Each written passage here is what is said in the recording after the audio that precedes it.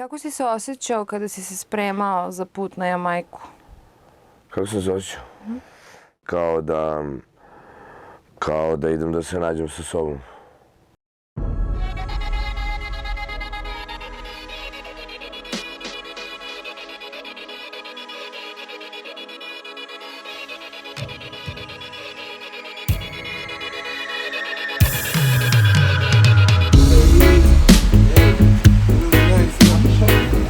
Hey, yo, Wagwan! Yeah, man. Everything perfect.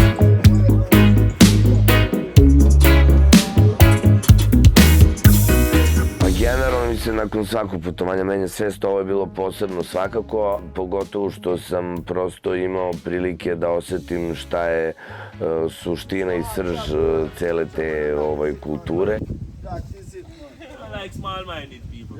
I onako imao sam priliku da se prvi put u životu poistovetim sa nečim kao da sam odatle.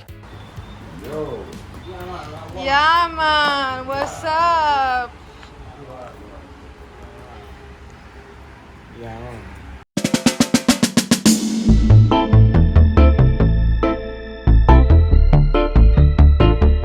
If I'm a king, I'm sure this is a show, good brother.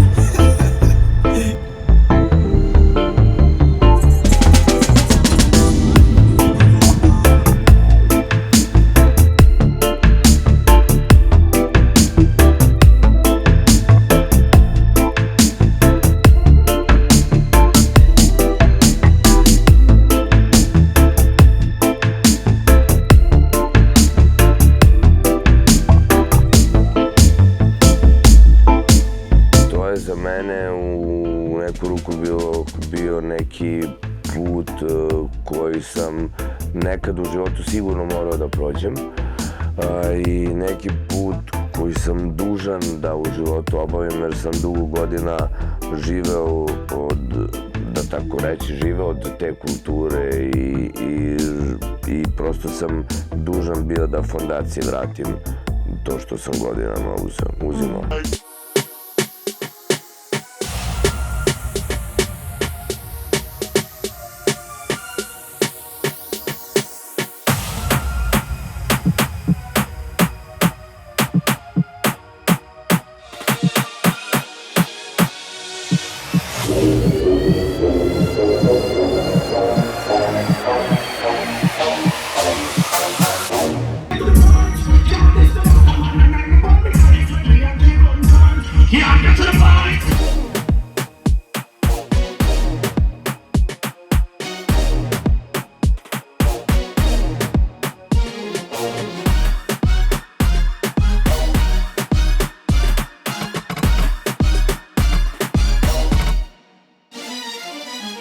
Dobro, dancehall je generalno subkultura reggae muzike i celog tog reggae kulta i rastafarijanizma globalno, ali svakako za mene predstavlja jedan muzički pravac i predstavlja pre svega način života. Dancehall, omiljena pesma mi je Vybz Kartel, Real Badman. But Jackie, I'm a real friend in real life. Born and grow together.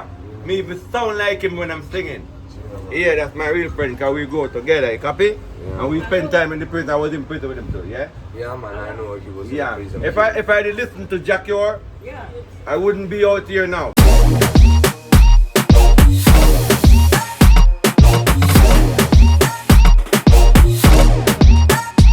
Pomenuo si Vybz Kartela, bio si u zatvoru tamo, odnosno nisi bio u zatvoru. Ne de Bože. Bolje izrazim, bio si da vidiš da je zatvor. Pa faktički da. To mi je bila jedna od životnih želja da prosto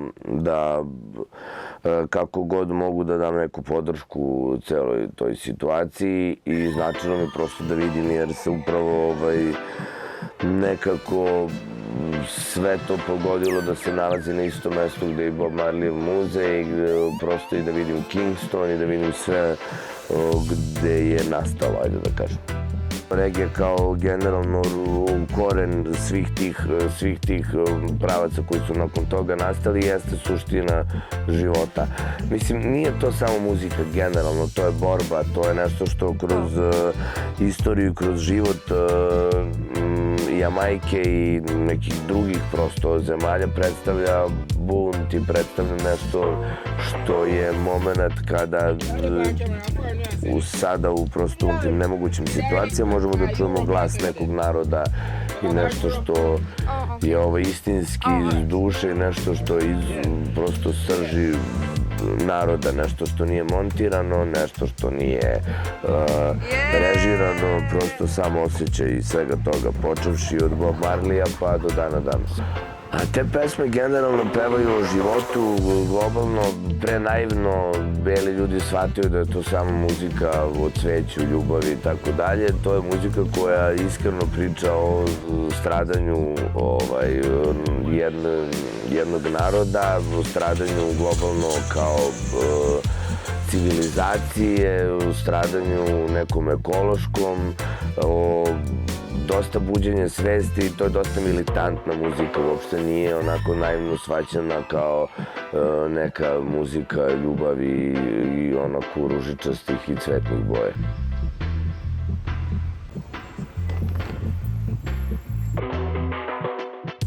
Snimio sam 3 pesme i 3 spota za, ajde da kažemo, nepunih nedelju dana. I to je nešto što zaista jeste posebno jer sam u tom okruženju mogao da snimam u studijima gde sam do tada prosto imao prilike da iz tih studija samo slušam neke od svojih idola koji se prosto bave reggae i dancehall muzikom. Imao sam priliku da upravo u tom studiju stvara muziku, naravno da mi je to značilo, pogotovo u tom okruženju, kao i spotove.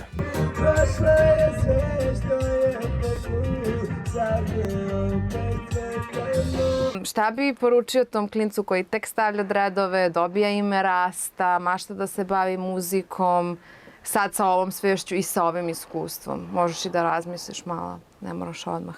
Pa znaš šta, iskreno, ja sam više sa neke druge strane kao taj mali poručivao ovom velikom non stop. I to je taj neki manifest koji sam non stop kroz život stvarao i uvek sam nekako crtao stvari koje će mi se desiti.